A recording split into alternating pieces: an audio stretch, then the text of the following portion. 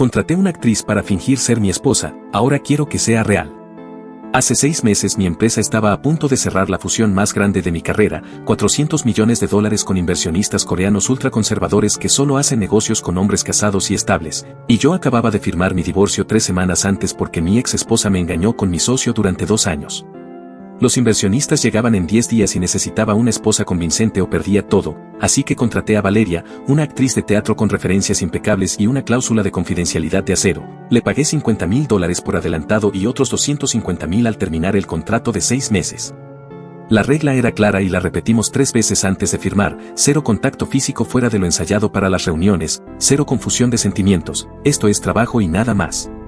Los primeros 2 meses fueron perfectos y profesionales, ensayábamos nuestras respuestas sobre cómo nos conocimos, dónde fue nuestra primera cita, cuál era mi comida favorita, y ella memorizaba todo como si fuera un guión de Broadway.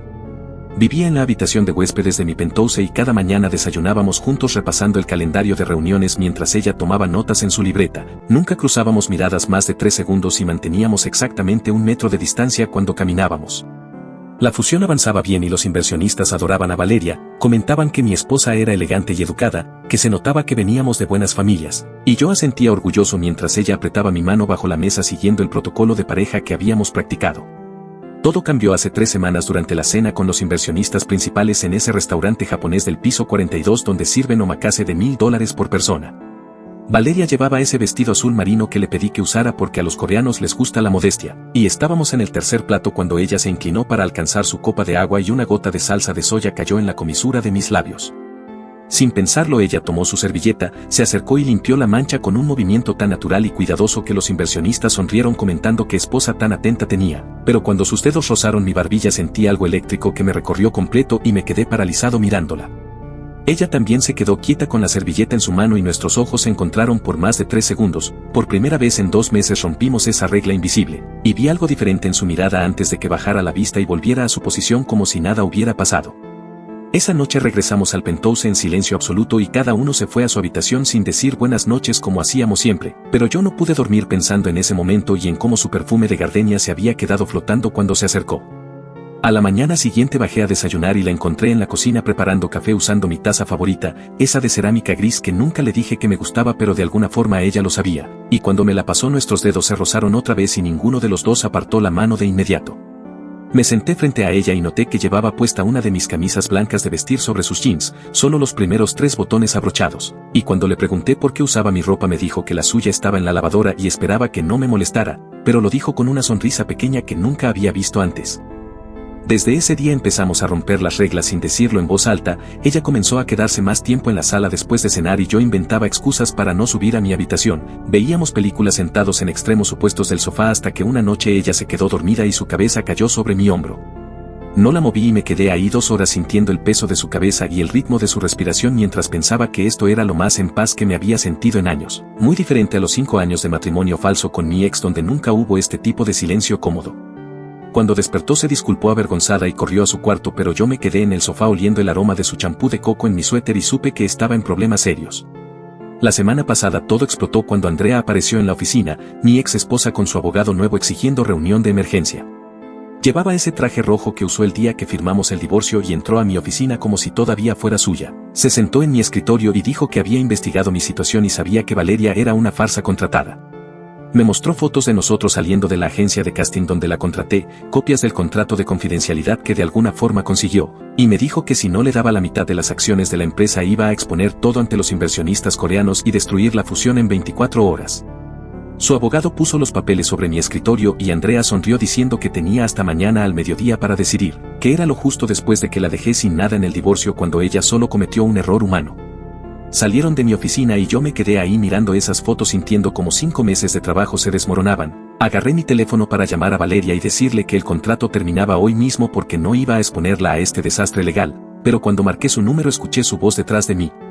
Estaba parada en la puerta de mi oficina con 2 cafés en la mano porque habíamos quedado de almorzar y por la expresión de mi cara supo que algo malo había pasado. Le conté todo, le mostré las fotos y el ultimátum de Andrea. Le dije que lo sentía mucho pero que tenía que terminar el contrato inmediatamente y que le pagaría los $250,000 completos aunque no termináramos los 6 meses, que era lo mínimo que podía hacer después de meterla en este lío. Valeria dejó los cafés en mi escritorio, se sentó en la silla frente a mí y dijo algo que no esperaba. Dijo que no iba a irse y que íbamos a enfrentar esto juntos porque eso es lo que hacen las parejas reales cuando tienen problemas. Le recordé que nosotros no éramos una pareja real y que esto era solo un contrato de trabajo, y ella me miró directo a los ojos y preguntó si yo realmente creía eso todavía, si de verdad pensaba que lo de la servilleta en el restaurante fue actuación, si cuando me quedé despierto viéndola dormir en mi hombro lo hice porque estaba siendo profesional. Me quedé callado porque no tenía respuesta y ella se levantó, caminó hacia mí y puso su mano en mi mejilla de la misma forma que limpió la salsa aquel día, y susurró que ella tampoco sabía cuándo dejó de actuar pero que definitivamente ya no estaba actuando. Ayer fue la reunión con Andrea y su abogado en las oficinas corporativas del piso 20, Valeria insistió en acompañarme aunque le dije que no era necesario porque esto se iba a poner feo. Andrea llegó puntual con ese aire de superioridad que siempre tuvo, se sentó al frente y dijo que esperaba que yo hubiera tomado la decisión correcta y traído los papeles de transferencia de acciones firmados. Abrí mi portafolio y saqué los documentos pero no eran lo que ella esperaba, eran las pruebas que mi abogado recopiló sobre su relación con mi ex socio. Pruebas de que llevaban 3 años no 2 robando dinero de la empresa a través de facturas falsas, evidencia de cuentas en las Islas Caimán con casi $2 millones que ella escondió durante nuestro divorcio. Le dije que si exponía mi arreglo con Valeria yo exponía su fraude corporativo ante la fiscalía y pasaría los próximos 10 años en prisión federal, y su abogado palideció revisando los documentos mientras Andrea apretaba los puños temblando de rabia. Se levantó gritando que esto no se iba a quedar así, que iba a destruirme como fuera, pero Valeria se puso de pie y con una calma absoluta le dijo que la única destruida aquí era ella porque acababa de perder su única carta de negociación. Andrea nos miró a ambos con odio puro, recogió su bolso y salió azotando la puerta mientras su abogado corría detrás suplicándole que se calmara y aceptara el acuerdo de no presentar cargos si devolvía el dinero robado. Cuando nos quedamos solos Valeria volteó hacia mí y yo simplemente la abracé sin pensar si estaba rompiendo el contrato o no. La abracé sintiendo cómo temblaba un poco y le agradecí por quedarse cuando cualquier persona sensata se hubiera ido. Ella se separó apenas para mirarme y dijo que teníamos que hablar sobre algo importante, algo que llevaba días queriendo decirme pero no encontraba el momento. Me preparé para lo peor pensando que iba a decir que esto había sido un error y que mejor terminábamos todo ahora, pero lo que dijo fue completamente diferente. Dijo que se estaba enamorando de mí y que no sabía qué hacer con eso porque técnicamente todavía éramos empleador y empleada bajo contrato. Le respondí que yo llevaba 3 semanas sin dormir pensando exactamente lo mismo, que en algún momento entre los ensayos de pareja y los desayunos fingidos esto se volvió real para mí también, y que honestamente ya no me importaba la fusión ni los inversionistas ni nada de eso comparado con la idea de que ella se fuera en 3 meses cuando terminara el contrato.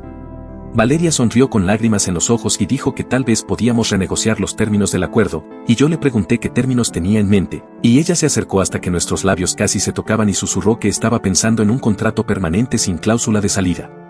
La besé ahí mismo en esa oficina corporativa fría con vista a la ciudad, la besé de verdad sin protocolo ni ensayo ni inversionistas mirando, y fue completamente diferente a cualquier beso calculado que nos dimos frente a las cámaras.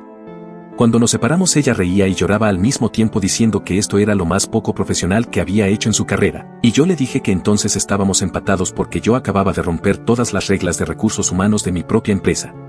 Hoy en la mañana desperté y ella no estaba en la habitación de huéspedes, estaba en mi cama usando mi camisa gris y durmiendo abrazada a mi almohada, y cuando abrió los ojos me sonrió de esa forma que me derrite completo.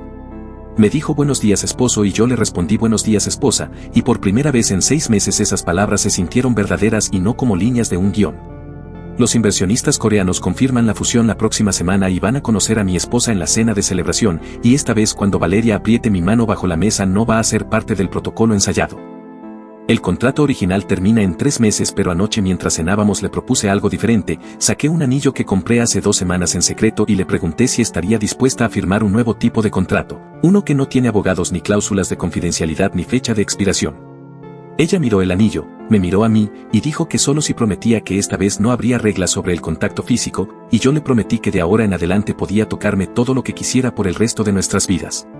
Se puso el anillo y lo primero que hizo fue besarme y decir que técnicamente esto significaba que tendría que devolverme los 50,000 del adelanto porque ya no era un trabajo, y yo le dije que se los quedara como regalo de compromiso, y ella se rió diciendo que era el regalo de compromiso más raro de la historia pero que lo aceptaba. Esta mañana desperté otra vez con ella en mi cama y me di cuenta de que contraté una actriz para salvar mi empresa pero terminé encontrando algo que ninguna fusión millonaria podría comprar.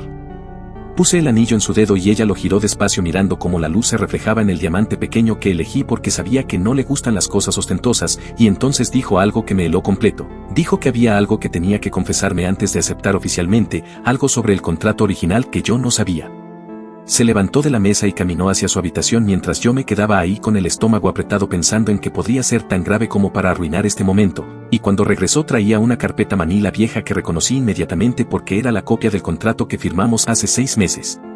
Valeria abrió la carpeta y sacó la última página, la que tiene las firmas y el sello notarial, y me señaló una cláusula en letra pequeña que nunca leí con cuidado porque mi abogado me dijo que todo estaba en orden.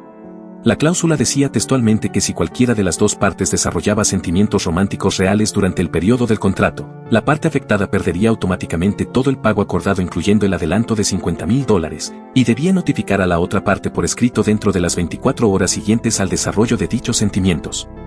Leí eso 3 veces sin poder creerlo y le pregunté quién había metido esa cláusula ahí, y ella bajó la mirada y confesó que fue su agente, Robert, quien insistió en incluirla porque según él protegía a ambas partes de complicaciones legales futuras. Le pregunté cuándo exactamente se dio cuenta de que estaba desarrollando sentimientos por mí, y ella respiró profundo y dijo que fue hace 5 semanas, el día después de quedarse dormida en mi hombro viendo esa película francesa que nunca terminamos. Dijo que despertó en medio de la noche y yo seguía ahí sin haberme movido, con mi brazo completamente dormido porque no quise despertarla, y en ese momento supo que esto ya no era actuación para ella pero decidió no decir nada porque significaba perder los $250,000 que necesitaba desesperadamente para pagar las deudas médicas de su madre que tiene cáncer de páncreas en etapa 4. Sentí que el piso se abría bajo mis pies y le pregunté por qué no me dijo nada antes, por qué dejó que esto llegara hasta aquí sabiendo lo que estaba en juego. Y ella empezó a llorar diciendo que intentó alejarse pero cada vez que lo intentaba yo hacía algo como quedarme despierto cuidándola o defenderla frente a Andrea y se enamoraba más.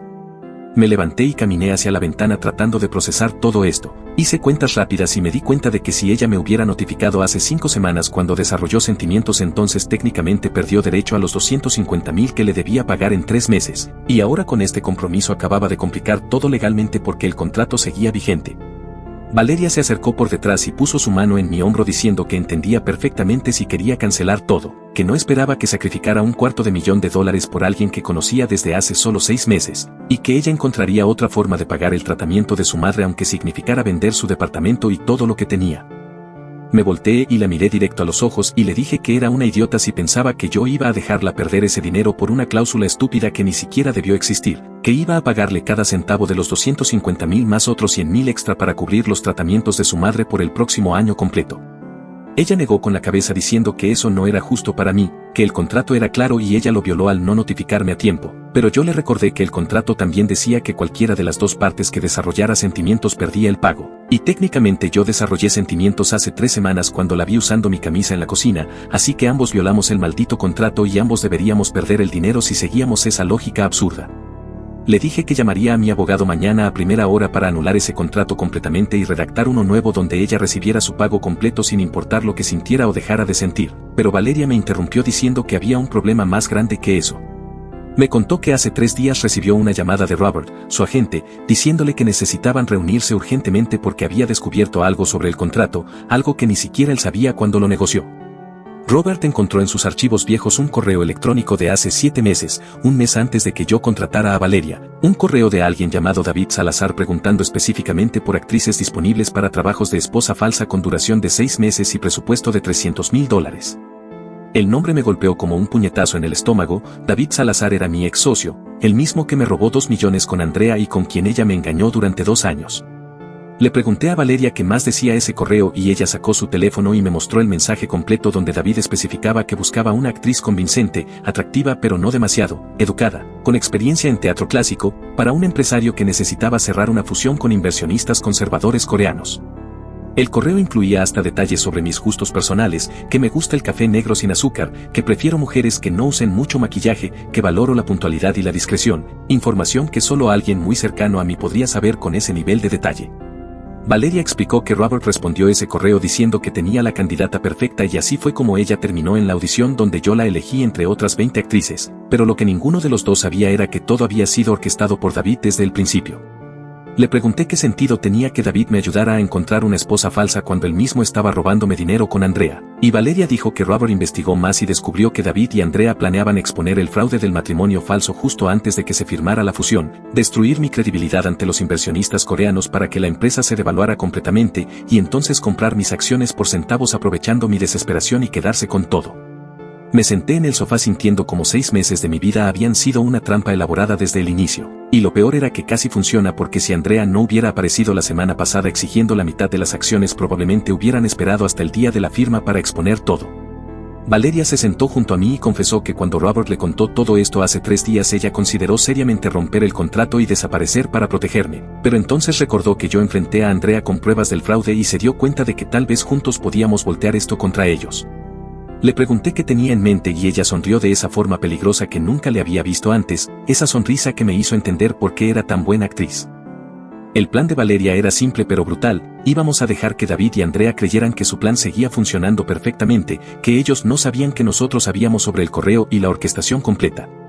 Yo seguiría adelante con la fusión como si nada hubiera cambiado, incluso filtrar información falsa a través de contactos que sabía que reportaban a David diciéndoles que Valeria y yo habíamos tenido problemas últimamente, que el contrato estaba a punto de romperse, que yo estaba considerando cancelar todo y buscar otra actriz. Mientras tanto Valeria contactaría a Robert para que él armara un caso completo documentando cómo David manipuló todo desde el inicio, incluyendo correos, transferencias de dinero, llamadas grabadas, todo lo necesario para probar conspiración y fraude corporativo a nivel federal. Le dije que era arriesgado porque si David sospechaba algo podría adelantar su movimiento y exponer el matrimonio falso antes de que estuviéramos listos, pero Valeria me recordó que ella era actriz profesional con 10 años de experiencia engañando a audiencias completas haciéndoles creer cosas imposibles, y que si alguien podía vender la historia de un matrimonio falso al borde del colapso era ella. Tenía razón y lo sabía, así que acepté el plan con una condición, que sin importar lo que pasara ella no iba a perder ni un centavo de su pago y que yo personalmente me encargaría de que Robert también recibiera un bono por su ayuda porque técnicamente él tampoco tenía obligación de investigar nada de esto. Los siguientes 4 días fueron los más intensos de mi vida, tuvimos que actuar como si estuviéramos peleando en público pero enamorados en privado, y la línea entre la realidad y la actuación se volvió tan delgada que a veces ni yo mismo sabía en qué lado estaba.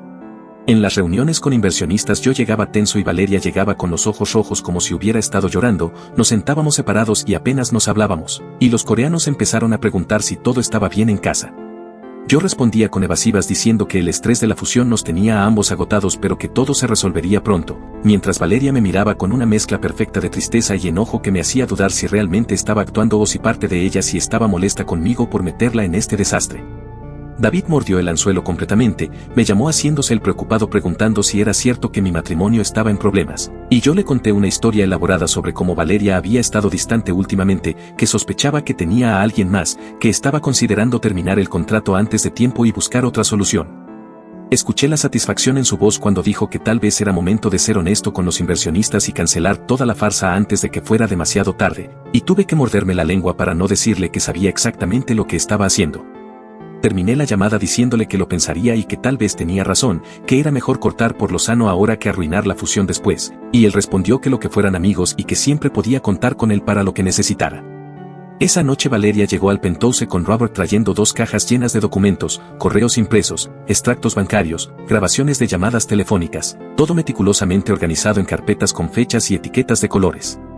Robert explicó que David no solo orquestó mi encuentro con Valeria, también pagó $50,000 extra a la agencia de casting para asegurarse de que ella fuera la única candidata que yo viera primero, manipuló las referencias de las otras actrices para que parecieran menos calificadas, e incluso sobornó al notario que certificó nuestro contrato para que incluyera esa cláusula sobre los sentimientos sin que ninguno de nosotros lo notara en la lectura rápida del documento. Le pregunté a Robert cómo consiguió toda esa información en solo 4 días y él sonrió diciendo que llevaba años sospechando que algo raro pasaba con David porque siempre pedía actrices para trabajos extraños con presupuestos demasiado altos, y cuando Valeria le contó sobre el correo él simplemente conectó los puntos y siguió el dinero. Las transferencias bancarias mostraban pagos de David a la agencia de casting, al notario, a 2 de los inversionistas coreanos que supuestamente eran ultraconservadores pero que en realidad eran actores contratados para validar la necesidad de que yo tuviera esposa. Todo era una producción elaborada diseñada para manipularme hacia el fracaso controlado.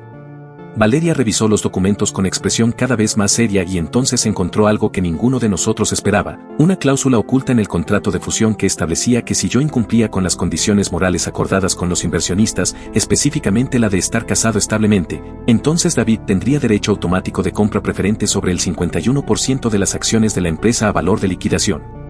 Eso significaba que el plan nunca fue solo destruir mi credibilidad. El plan era activar esa cláusula legal para que David pudiera comprar mi propia empresa por una fracción de su valor real y quedarse con todo incluyendo los 400 millones de la fusión que técnicamente pasarían a ser suyos una vez controlara la mayoría accionaria.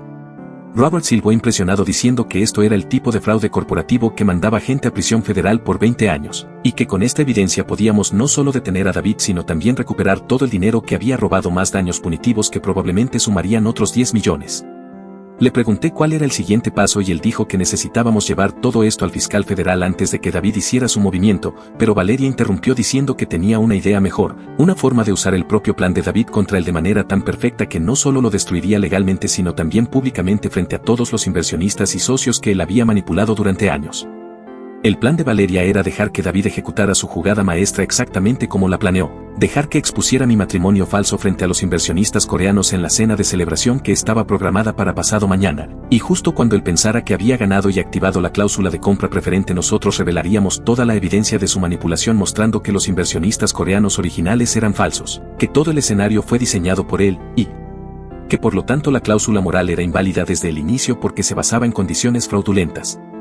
Además teníamos evidencia de que los inversionistas reales, los que sí estaban poniendo los 400 millones, nunca pidieron condición alguna sobre mi estado civil. Esa exigencia la inventó David para justificar toda la operación. Robert se rió diciendo que era el tipo de justicia poética que solo se veía en películas, pero que había un riesgo enorme porque si algo salía mal durante la confrontación David podría escapar con el dinero que ya había robado y desaparecer en algún país sin extradición. Valeria respondió que por eso necesitábamos que todo pasara en la cena donde estarían presentes no solo los inversionistas falsos sino también los reales, mi abogado, representantes legales de ambas empresas, y ella ya había contactado en secreto a un agente de la FBI que llevaba 6 meses investigando a David por otros casos de fraude corporativo y que estaría encantado de arrestarlo en flagrancia si le dábamos la oportunidad perfecta. Pasé toda la noche revisando el plan buscando fallas o formas en que pudiera salir mal, y cada vez que encontraba un problema Valeria ya tenía la solución pensada porque resulta que ella y Robert habían estado trabajando en esto desde hace 3 días anticipando cada movimiento posible. Le pregunté por qué no me lo contó antes y ella confesó que necesitaba estar segura de que yo confiaba en ella lo suficiente como para aceptar un plan tan arriesgado, y que después de ver cómo enfrenté a Andrea sabía que yo era el tipo de persona que prefería pelear que rendirse incluso cuando las probabilidades estaban en contra. Ayer en la mañana David me llamó otra vez preguntando si había tomado una decisión sobre el contrato con Valeria, y yo le dije exactamente lo que él quería escuchar, que había decidido terminar todo y cancelar la fusión porque no podía vivir con la mentira más tiempo. Escuché el triunfo apenas disimulado en su voz cuando dijo que respetaba mi decisión y que tal vez era lo mejor para todos, y entonces agregó casualmente que si yo necesitaba vender mis acciones rápido para solucionar el desastre legal que venía él estaría dispuesto a hacer una oferta justa como amigo. Le dije que lo pensaría y que hablábamos después de la cena de mañana donde planeaba anunciar oficialmente la cancelación de todo, y él respondió que ahí estaría para apoyarme en lo que necesitara. Hoy es el día de la cena y estoy en mi oficina revisando por 10ª vez cada detalle del plan mientras Valeria se arregla en el penthouse. Llevamos 2 días sin vernos en privado para mantener la apariencia de crisis matrimonial y honestamente la extraño más de lo que debería extrañar a alguien que conocí hace solo 6 meses. Mi abogado acaba de confirmar que el agente de la FBI estará presente disfrazado como mesero del restaurante y que tiene orden de arresto lista para ejecutar en el momento que tengamos confirmación verbal de David, admitiendo cualquier parte del fraude, y Robert mandó mensaje diciendo que los inversionistas reales ya están en el restaurante esperando el show que no saben que van a presenciar. Recibí un mensaje de Valeria hace 5 minutos, solo 3 palabras que me hicieron sonreír a pesar de los nervios, decía confía en mí, y yo le respondí con las mismas 3 palabras que le dije cuando acepté su plan, siempre lo hago. Me puse el traje gris que ella dice que me hace ver poderoso, tomé el anillo de compromiso que dejó esta mañana en mi escritorio con una nota diciendo que me lo devolvería después de que todo esto terminara, y me dirigí al restaurante sintiendo esa mezcla de terror y emoción que solo sientes cuando estás a punto de arriesgarlo todo por algo que realmente importa.